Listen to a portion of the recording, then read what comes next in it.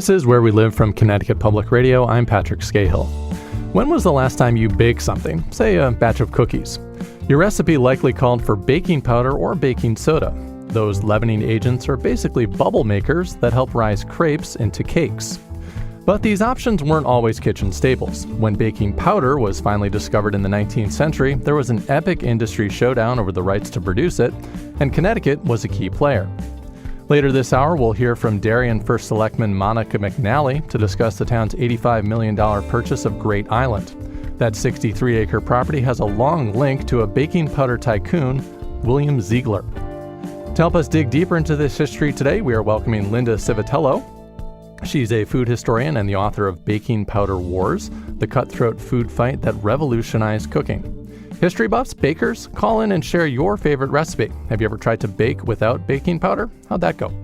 You can join the conversation 888-720-9677, 888-720-WNPR, or find us on Facebook and Twitter at Where We Live. Linda, thanks so much for joining us today. Hello, Patrick, and hello, Connecticut. Yeah, it's great to speak with you. So let's start really basic. What is baking powder and how's it different from baking soda? Baking powder is a combination of three ingredients, one of which is baking soda. And it's a mineral, baking soda, and they all leaven. But baking powder has a second ingredient in it. Baking soda reacts with liquid. Anybody who's done a third grade science project knows what happens, right? It's a volcano. The second part of baking powder is an acid that reacts with heat. And that's what keeps us glued to the oven window when we see that rise. And we're like, oh, look, it's so pretty. That's all puffing up. And the third ingredient is cornstarch, which is a buffer to keep them from combining in the can and also to wick away moisture. So that's it. It's simple. It sounds simple, but finding it wasn't. And it's a huge saga in one of the most amazing business wars, right up there with Coke, Pepsi, Chevy, Ford, and Rockefeller in the 19th century, in the Gilded Age. And so this is a war that's essentially kind of boiling down to, maybe boiling's not the best thing to say when we're talking about baking, but how to make bubbles, essentially, right? How to produce CO2 to make something rise when it's being baked. I guess let's turn back the clock a little bit. Let's go to colonial America. Let's talk about bread. Bread was a big thing back then. So speak to that. Bread was a staple. It wasn't like now, if you go somewhere and they say, would you like some bread with that? In the 19th century, it was, do we have anything to go with the bread? So bread was at least a pound per person per day. So you were baking in batches, 20, 30 pounds at a time. And recipes say, put the flour in your trough. I mean, you had a huge thing. You didn't have a little bowl. You had this giant trough. And we see in the French Revolution with bread, the professional bakers were making it in such quantities they needed it with their feet. You couldn't do it with your hands. They just jumped up and down on it. But no, American women used their hands. Okay. The big difference here is that the standard of living was higher in America. Families had their own ovens. In Europe, with this tradition we got to go back to the Middle Ages, you had the lord of the manor, he had the grill, he ground the grain, and he had the oven, and you had to use his oven, and that progressed into professional bakers. So people in Europe were used to buying bread from a professional baker. The guilds were all male. You come to the United States, you've got an oven in your house, you don't have professional bakers. So you have got to make your own bread. The housewives made their own bread, and they had to make yeast. Okay, so yeast, the way you get bubbles, the way you get air into things. So yeast is a living organism. You had 10,000 things that could go wrong with yeast. Yeast is a prima donna. Yeast is, oh, it's too hot. Oh, I'm cold. Oh, I need some more time. And housewives are like, also, how do you keep other organisms from the air, bacteria, things out of the yeast once you create it? And it was just a big slurry because you see recipes that call for, a pint of yeast. it's very difficult to maintain. So you had a lot of bread failures, and bread was connected to religion. Hmm. So this was viewed, I mean, a woman's identity was connected to bread baking. And if you failed at this, it's like you were a failure as a woman, as a wife, as a mother. You're not feeding your family. We don't have bread for the sacrament. And in places like Connecticut, this was difficult because wheat did not grow well here, at least not the kinds of wheat they had then. And so, yeah, I mean, it becomes in many ways, it's sort of science meets morality here, right? We have this prima donna yeast, which is very difficult to maintain. It's tricky to get. It's tricky to keep. So women are thinking, women primarily being the people who were baking back then in colonial America, thinking, how do I get rid of this? How do I make this a little bit easier? While also dealing with this simultaneous moral pressure from the pulpit, which says, hey, if you're not baking bread and doing a good job, you're not basically, doing what you need to do as a person, right? As a woman, right. Sylvester Graham, especially, because you had the religious awakenings coming out of the Connecticut River Valley up, Springfield Mm-hmm. and Hartford up there, and Amherst, especially. And yes, the medical profession is, you must make good bread. And everyone is all over women. And Sylvester Graham says, it is the mother only who can make bread for her family.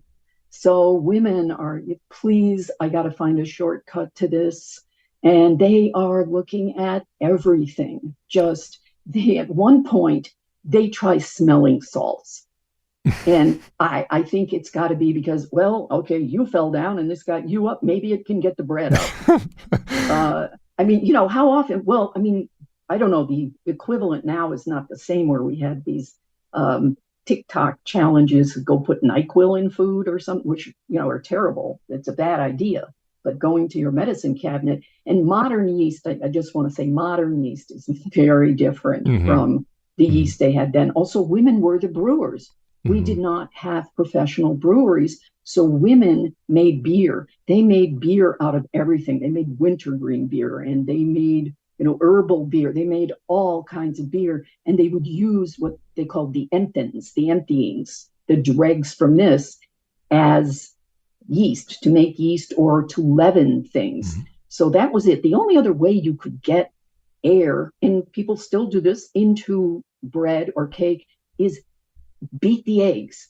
And some of the recipes say, beat the eggs to a raging foam. And it says, beat the eggs for an hour. Have a manservant do this. And I'm like, oh, I'm fresh out of manservants today. So, as many women are. So that's it. You had this yeast that was variable and fickle. You had eggs, which were incredibly time consuming to make sponge cake or sponge. And that was kind of it. And then they just started experimenting. And what they came up with was ashes. Yeah, so I want to ask you about that. I mean, at a certain point, it seems like, as you're saying, let's find anything that worked, anything that can make these bubbles a little bit better and a little bit more efficiently. Amelia Simmons, who I believe wrote the first American cookbook, American Cookery, which was published actually out of Hartford in 1796. This book includes a lot of recipes for cakes, too, which we'll talk about briefly. But it mentions the use of I think it's pearl ash or pearl ash? Pearl ash. One of the many replacements, right, that folks were seeking at this time. This is the one that works. This one, and it's vegetable matter or, herbal matter burned down. And then potash is what you get. And when you further refine it, it's pearl ash. What it is, when you mix ashes with water, you get lye. And that was used like in Norwegian lutefisk. And you see recipes from ancient Rome using lye as, preservative or, to process olives. But these women are using this for baking. So I think what you got here is a historian. I go back and it's like I fall in love with these people. You fall in love with the people you're researching. It's like you can imagine this woman standing in her kitchen so frustrated and trying to find something, but the nerve it takes to try these new things. So pearl ash is in the first recipes for cake. Cake is America's gift to the world. Okay. Do you want to talk about cake now, or I you have it in I would mind love to for talk later? about America's gift to the world, and you're welcome, by the way. Okay, early things that were called cake in these early cookbooks are not cake. They're tricked out bread. Mhm. They're like panettone or stollen, because your daily bread is 4 ingredients. It is flour, water, yeast, and salt. For special occasions, you are going to add butter, sugar, eggs, alcohol. The election cake calls for massive amounts of alcohol and quarts of flour. So, and you might add spices and nuts and fruit. So, what you've got is a yeast risen cake, a yeast risen bread, but with all of these added ingredients. And what we get from American women and what we get from Amelia Simmons in Connecticut in 1796 is the first use of this artificial leavener that is a total radical break from yeast. And gingerbread, she's got 7 recipes for gingerbread. Most of them are for what we call ginger cookies, gingerbread people. And this is a confusion because gingerbread always meant the little gingerbread crisp people. And Amelia Simmons has a recipe that is so unusual, she gives it the title Soft Gingerbread Baked in Pans. That's the name of the food. And this is where we get our modern gingerbread, which is really a ginger cake.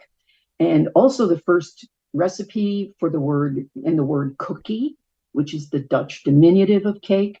And she uses pearl ash in these. This caused a revolution when it got to England, because British women would love a solution too. And it just immediately kind of went viral, the equivalent of going viral. So listeners can check out an excerpt from the chapter from the book called The Liberation of Cake. That's on our website, ctpublic.org/where we live. So one more question here before we break, Linda. So as you're discussing these new chemical leaveners are out there, they're making cake, I guess, cheap, quick, a little bit easier to bake. Pearl ash is one of them. I guess let's hop, skip, and jump through history a little bit here. A lot of experimentation happens.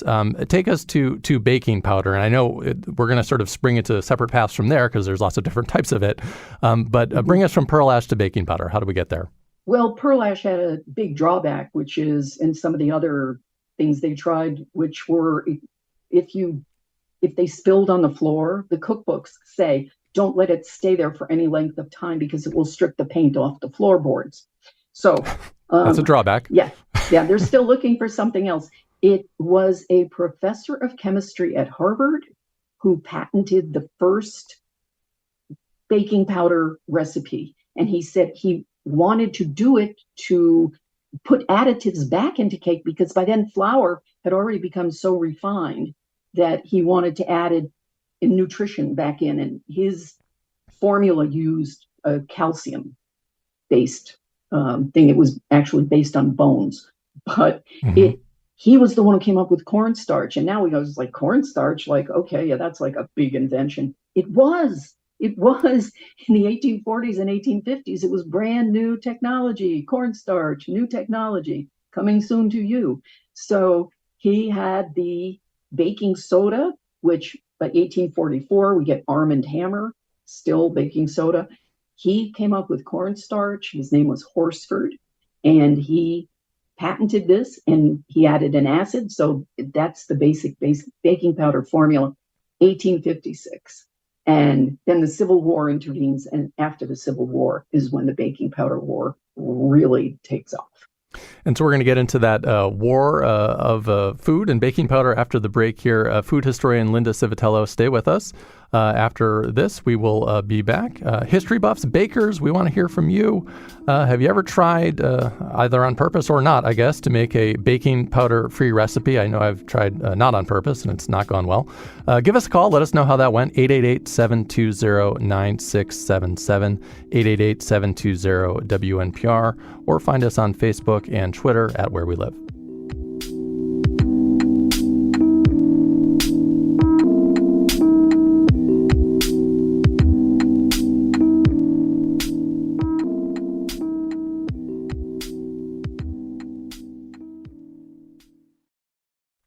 This is Where We Live from Connecticut Public Radio. I'm Patrick Scahill.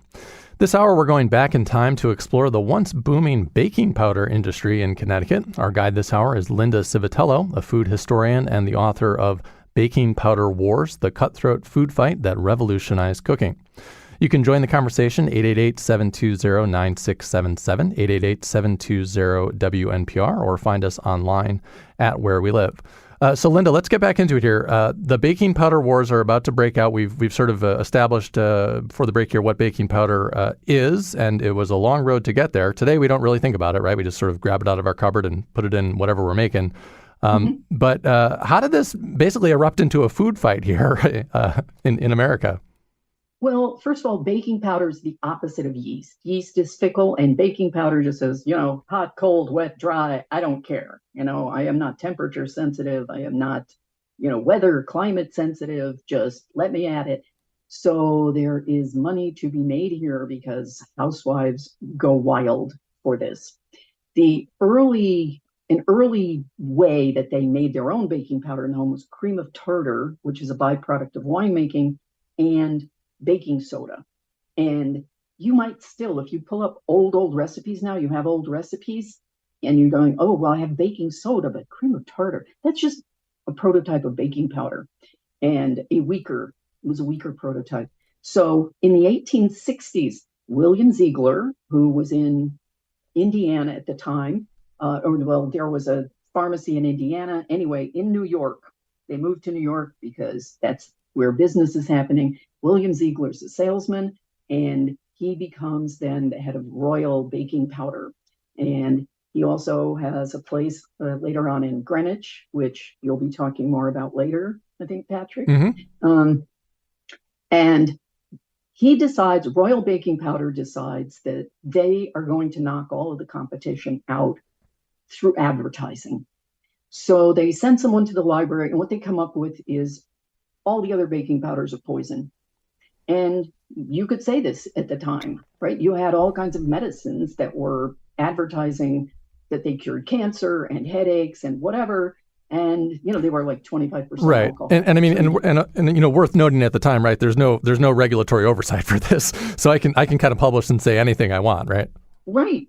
No, whatever, nothing at all. So this becomes the war. And we see headlines in papers saying, is your baking powder killing you? Is it malaria or is it baking powder?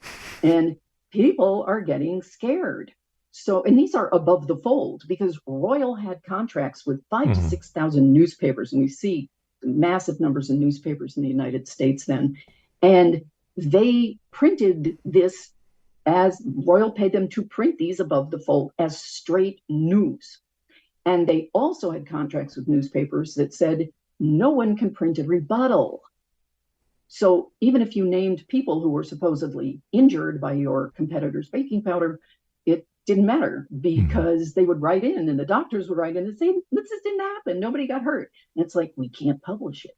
Yeah. And so the backdrop here, again, you had mentioned cream of tartar. So this is something that can be used as one ingredient in baking powder, correct? But it's in some ways it's more, I guess it's more expensive than some of the alternatives that were out there at the time.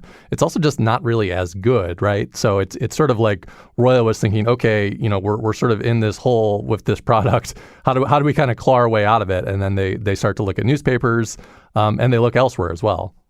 Yes, well, they had the market. They had the biggest market share in the beginning. And as it started to dwindle, as competition came in, including one that had an ingredient called, it was sodium aluminum sulfate, which they called alum. And they went after the alum people. And what they finally did, what Royal did was in 1899, they bribed the Missouri state legislature to pass a law making all other baking powders illegal in the state of Missouri. And that stayed on the books until 1905. How did you react when you sort of saw that? I mean, I think today, I know, so I'm kind of a history geek, and I'm not often surprised by weird things that I read in history books when it comes to the history of business. But this one was sort of surprising to me. And I don't know if it's just because, it is such a regular part of our lives in the kitchen now. It's just a product on a shelf and it's there. But I mean, were you kind of surprised when you saw that? I mean, they were bribing the Missouri legislature and people were going to jail over this. Like grocers were going to jail if they were putting the wrong type of stuff on the shelf, right? Yes. I mean, yes, it all surprised me. I thought this started out being like a couple of paragraphs in a book I was going to write about the history of breakfast. And I thought, let me start with something simple. It'll be a couple of paragraphs, like, 10,000 pages later, Supreme Court cases, every state health department cases. It was stunning. It was so naked. And this is how naked business and bribery were. Let's remember that at the end of the 19th century, business controlled time in the United States. It was the railroads that set time zones in the United States, not Congress. The railroads controlled time. So business is huge. And Royal Baking Powder is capitalized at $20 million. For example, Ford Motor Company at about the same time, $150,000. So they have massive amounts of money, and they go in and they're distributing $1,000 bills. Then the Missouri State Senate, they're flashing them around in saloons, going a change for 1,000, and the Missouri legislature was already controlled. The Senate, the Missouri State Senate, was controlled by a lobbyist for the railroads. He was sitting behind a curtain. He wasn't out in the lobby going, oh, please vote for my bill. He was behind a curtain in a chair like a throne, and he had runners who would go out to the floor of the Missouri Senate with little pieces of paper telling the senators that he had bought and paid for how to vote. And I think that's where the Wizard of Oz comes from. But yeah, and then we get the muckraking press comes in and they said, this is corruption. When businesses contribute money to political campaigns, this is wholesale bribery, and bribery is treason. And the article that Lincoln Steffens, the premier muckraker in the United States, wrote about this, called Business is Treason, Enemies of the Republic, was about baking powder and Ziegler. How is the public reacting at this time? I mean, obviously they're going to be looking for the cheapest thing anyway and the most efficient thing when they're making their food. But how are they reacting, or were they aware of this war that was going on in legislatures and among high-level officials in the areas where they lived? Yes, baking powder was front page news at the time. It was everywhere, and everybody was aware of it. And you see that people in Missouri going, why do we have to pay for this high-priced trust baking powder? Why? And you've got hearings in Congress going on because the Pure Food and Drug Law is coming up. And the baking powder war was so intense it almost prevented passage of this. So people are crazy over this. And the Missouri House of Representatives keeps passing bills to repeal the baking powder law. And the Senate is bribed and overrides just repeatedly. So these poor people in Missouri have no recourse. And this is what happens with bribery. And finally, Ziegler gets indicted. Missouri sends their state attorney general to New York because William Ziegler's primary residence was there.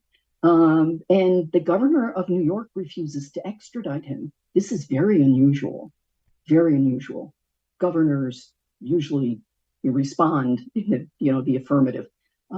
But this is businesses having what Steffens calls a license to loot. And it's also one of the reasons this bribery, because it was so public, is one of the reasons that we shortly after this got a constitutional amendment saying that state legislatures and state senates could not elect national senators anymore, that the people were going to do that. You had mentioned earlier, some of the, ideological wars that were playing out in newspaper advertisements, particularly, and a lot of the scare tactics that were there. Were those hitting home with people? I mean, was that registering in a way with people where they actually kind of believed that at the time, that, baking powder mixed with a certain ingredient could be causing bad health effects? Or is that just, kind of standard noise of the day for consumers of that time?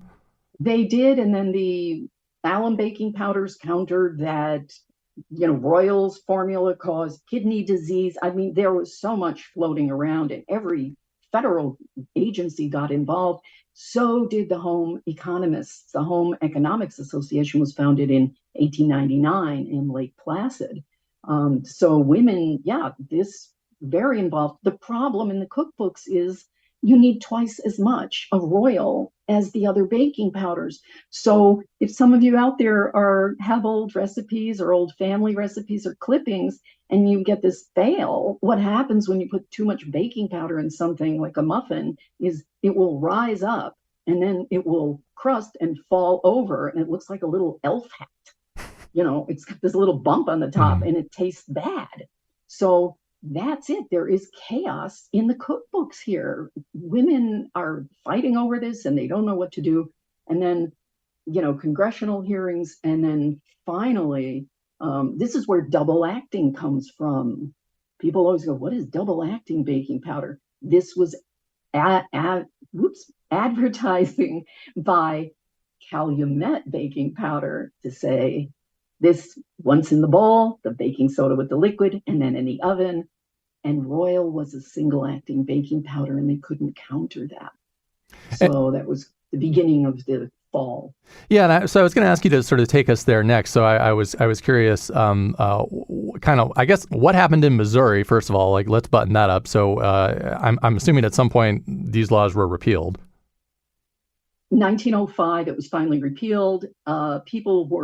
There were trials. Nobody was found guilty from this. So, we kind of back where we started, except people were more aware of what was going on. And like I said, it affected the nation in strange ways. So the next big part of the war was the price war. And this is where a Yale graduate really comes to the fore. And a company that wasn't even kind of considered a player, which was Clabber Girl, based in Indiana. We got a guy named Tony Holman. He comes to Yale. He's a phenomenal athlete. He's track and field. He wins like 10 medals or so in his freshman year. He's on the undefeated Bulldogs, the legendary 1923 and 24 Yale football team. He is voted best all-around athlete at Yale. And then he goes back to Indiana, and here comes the Depression. And he's like, I just have this little business and I'm going to lose it. And I don't know if what he learned on the playing fields of Yale made a difference, but he just took on everybody else in the country. And these were companies like Royal had been in existence since the 1860s, and Rumford since the 1850s. They had distribution networks, they had warehouses, they had salespeople all over the country. And Tony Holman's got 6 trucks. Yeah, I got 6 trucks and I'm going to just blow everybody else out of the water. And he did. In 1931, he started, and by 1935, he had the majority of the market in the United States, the baking powder market. It is one of the most phenomenal things in business ever. And so Clabber Girl today, I mean, I think they're still one of the main baking powder companies that are out there, correct? Yes. And at one point, they had more than 50% of the market. And they recently were sold. They were family owned until recently. And it's Clabber Girl money in Indiana that is behind the Indy 500. The Indianapolis 500 is made possible by baking powder money. So, were there any lessons you think the nation kind of learned from this this really, really big food fight? I mean, were there national agencies that were formed out of this? I think in some ways it seems like the national press might have learned a thing or two from this. This was an issue obviously that was covered by journalists everywhere in the country, and it was an issue that was affecting everyone in the country. But what were some of the lessons that the country learned from this baking powder war? I think at the end, it's price was the factor. And I just want to mention one other Connecticut connection, because all roads seem to lead to Connecticut somehow. In Indiana, where Tony Holman's Clabber Girl business was, that in 1924, 100 years ago, the Ku Klux Klan swept the state, from the governorship to the mayors of Indianapolis and other major cities, courts, boards of education. And they came after Tony's family was German Catholic immigrants. And I was stunned when I read that the major organization in the United States that was speaking up for immigrants, for Catholics, and for Jews and for Blacks at this time was the Knights of Columbus, founded in New Haven in 1882. They published a book by W.E.B. Du Bois, The Gift of Black Folk, about Black contributions in 1924 in response to this. And the worst thing, if you were in the Klan, the worst thing you could say about somebody was, oh, he's in the Knights of Columbus. What was your research process like for this book? Fly all over the country, go through papers that were written in 19th century handwriting, the Rhode Island Historical Institute, the Institute of Baking in Kansas City, Indiana, just researching old recipes, trying to make some of these things, seeing what happened when you used one kind of baking powder and another kind of baking powder's, recipe. So just took a long time.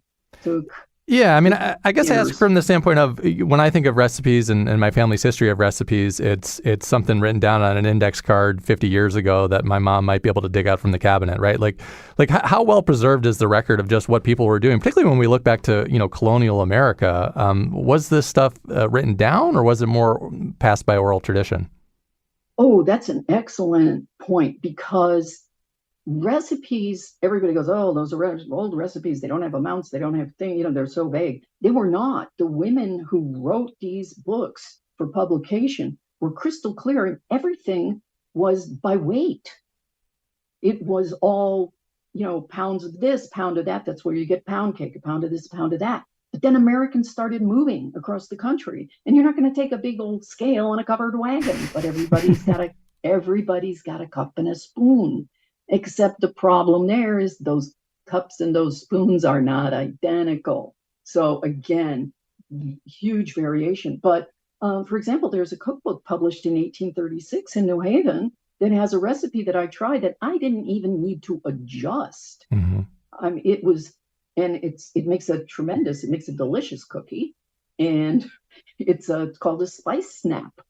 And it's got 5 spices, not just ginger. And so some of these are just wonderful. You see how modern some of them are. And then we see this process of change until finally we don't get consistency in the cookbooks until the 1970s. And it's just recently that something like The Joy of Cooking has dropped the use of the words double acting.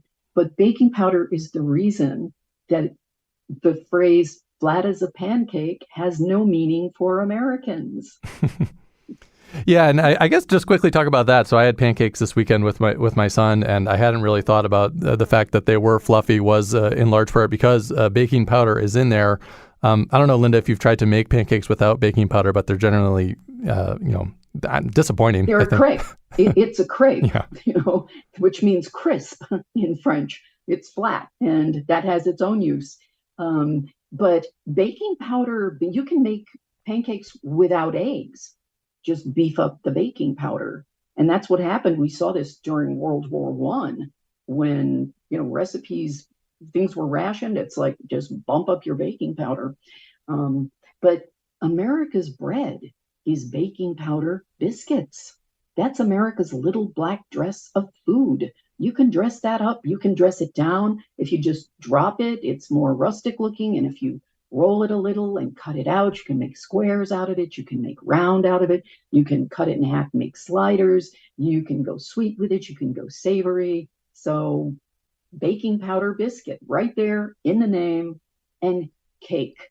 Cake as we know it. If you look at panettone and you look at chocolate cake, it's like these are related. This is what America did with baking powder. And that happened so fast that by the 1840s, we're seeing cookbooks and saying, and certainly after in the Gilded Age, the 1870s and 80s, young women, you need to watch this. Everybody's eating cake everywhere all the time. So that's us. We invented that. Yeah, I think we had mentioned Amelia Simmons in the last segment, the woman who wrote the first American cookbook, American Cookery, which was published in Hartford. And I think the headline on that is just cake, right, on the front with, I don't know if there's an exclamation point or whatever, but it's there, it's present. And this is 1796 that America's already kind of, pivoting in this direction. Right. That's the big selling point. In smaller print, she talks about fish and poultry and meat. But yeah, right there in the middle of the page, cakes from the imperial plum to plain cake. So, and that's what she does. So plain cakes and then massive cakes. The biggest cake, the most important one, is called Independence Cake. And that is a precursor of raisin bread. It's got raisins, it's got cinnamon, it's got spices in it. And it's dressed with gold leaf and it's frosted. And then you put greenery around it. And you can see this is the masterpiece. And here is us. Here is America on the page in Independence Cake and Election Cake. These are the things that define us in a representative democracy. So anything that's in the food is in the culture. And it's in cake.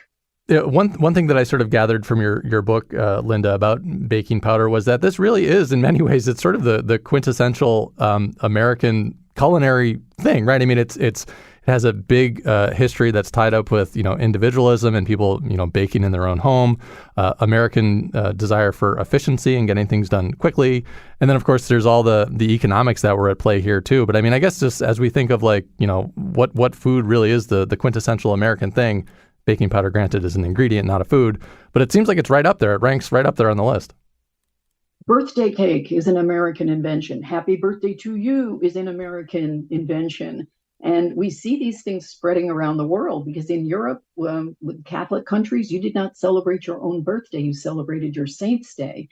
And then China, with its one-child policy, started to focus more on children. So Happy Birthday to You, invented around 1900 in the late 1890s, and that is the most recognized song in the world. And birthday cakes, sprinkles, the whole name of a cupcake. This is another American thing. We like personal food. A cupcake is a personal cake. A roll, a baking powder biscuit, that's your personal food. So cake, biscuits, pancakes, waffles. Before, if you wanted pancakes for breakfast or waffles, you had to make sure you had yeast. And if you didn't, you had to make yeast before you could have breakfast. So the burden on women was tremendous, absolutely tremendous. And, yes, baking powder, here it comes. Foolproof and inexpensive and on our tables, in our kitchens. So coming up, we're going to be hearing from Darien First Selectman Monica McNally to discuss their town's purchase of an $85 million property called Great Island. This was the former home of baking powder magnate William Ziegler. Linda, I know you mentioned William Ziegler and his connection to the Royal Baking Company earlier. Anything else you wanted to mention about him here in about the minute that we have left, just before we get to that next segment?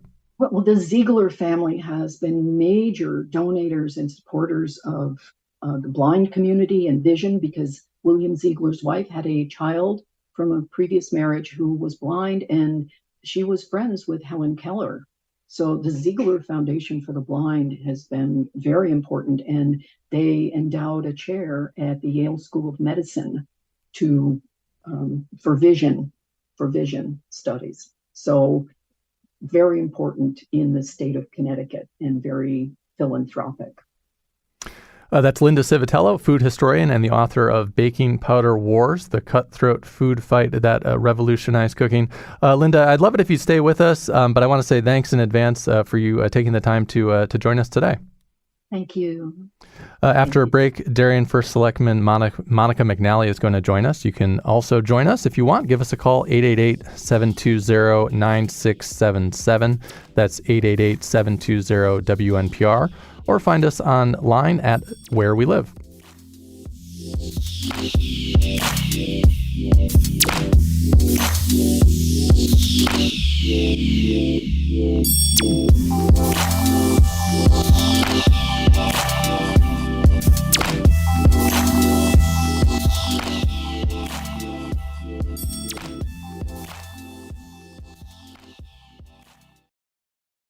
This is Where We Live from Connecticut Public Radio. I'm Patrick Scahill.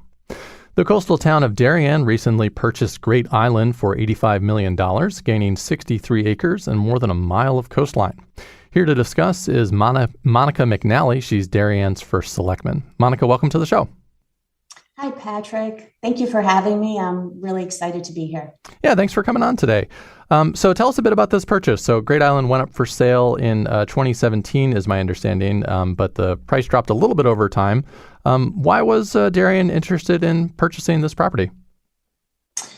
Well, the price was initially back in 2018, it was $175 million, but the property lines were redrawn in 2021, and that indicated a readjustment of the price. So the town pursued it.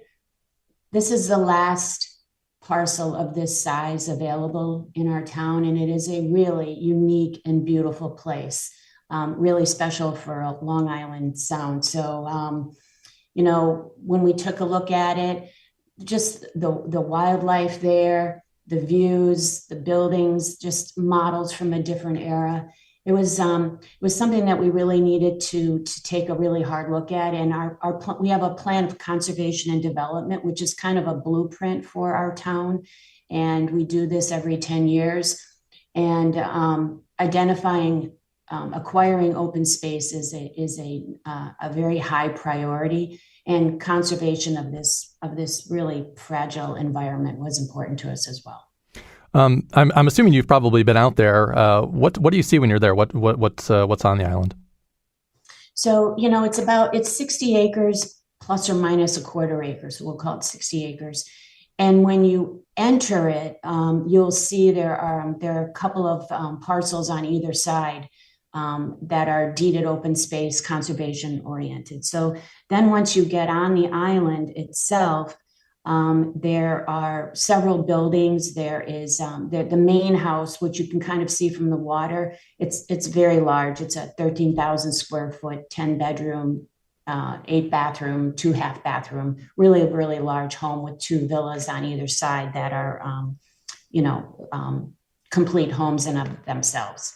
There's also a really large stable. It's an 18-stall stable that was built in 1905, I believe, granite and slate roof, designed by the same architect who did Grand Central Station. So when you're in Grand Central, if you look up at the ceiling, Raphael Gustafino designed that, and he was the architect for the stables on Great Island. And then there are a number of homes that are more, not modern, but later additions. There's a beautiful beach little cottage. There's a carriage house where it's really interesting. It doesn't have it now, but it used to have a giant turnstile. So when the carriage came in, it would go on the turnstile and then be able to be moved to allow more vehicles and to free up more space in there. So there are a number of buildings on the property. And so today, earlier in the show, we were talking about baking powder. This was the former home of William Ziegler, who made a lot of money. And I'm gathering from your description, he invested some of that money onto the island in the baking powder business. Going forward, I guess, what's Darien planning to do here with the land now that it's been purchased?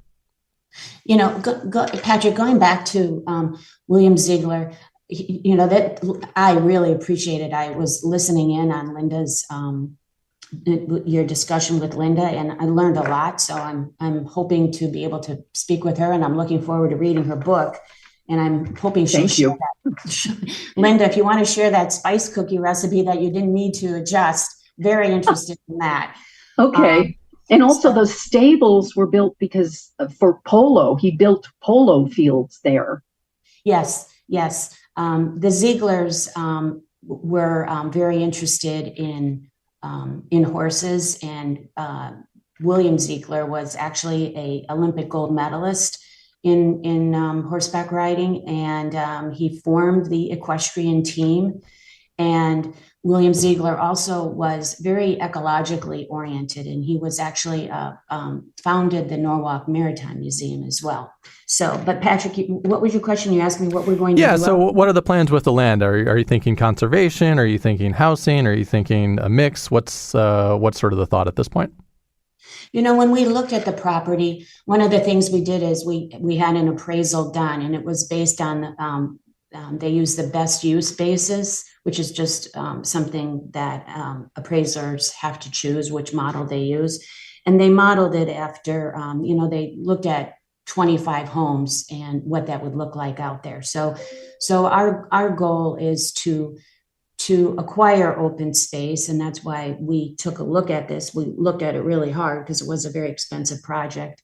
And right now, we formed a Great Island Advisory Committee. We're just getting going. They've had just a few meetings. It was formed in July, but that's the committee that will take a look first at, I'm thinking of it as phase one. What do we do to help our residents actually get on the island in a safe and comfortable way? And then the phase two, that's phase one. The phase two will be looking at what we want to do there longer term. I do think that will require and deserve a lot of input from our community. And I think this is this part of it will be a much longer process.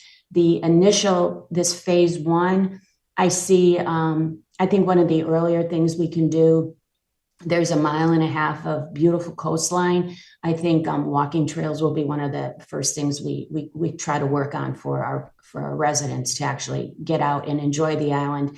And that way, once you're on the island, you get an idea of what your vision is, because this is a community asset, and so we want to make it available and attractive for everyone. So that's where we're looking at getting some of the ideas for what to do longer term. But shorter term, walking trails are something we'll focus on early.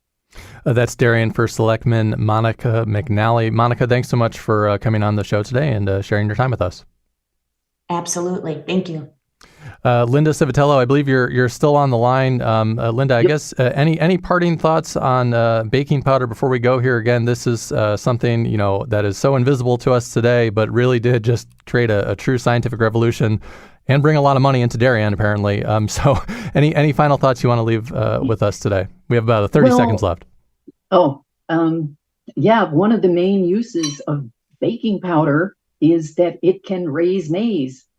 Corn is gluten-free, so yeast cannot do anything with that. And corn was the main grain, was the staple in colonial America. So cornbread is another absolutely American invention and not possible without baking powder and certainly baking soda. Linda Civitello is a food historian, the author of Baking Powder Wars, The Cutthroat Food Fight That Revolutionized Cooking. Linda, it's a fantastic book. There's so many great details in there. Thanks again for coming on today and sharing your time with us. It's been a pleasure. Thank you. Thanks for listening here today to Where We Live. I'm Patrick Scahill. Today's show was produced by Katie Pellico. Our technical producer is Kat Pastor. You can download Where We Live anytime on your favorite podcast app.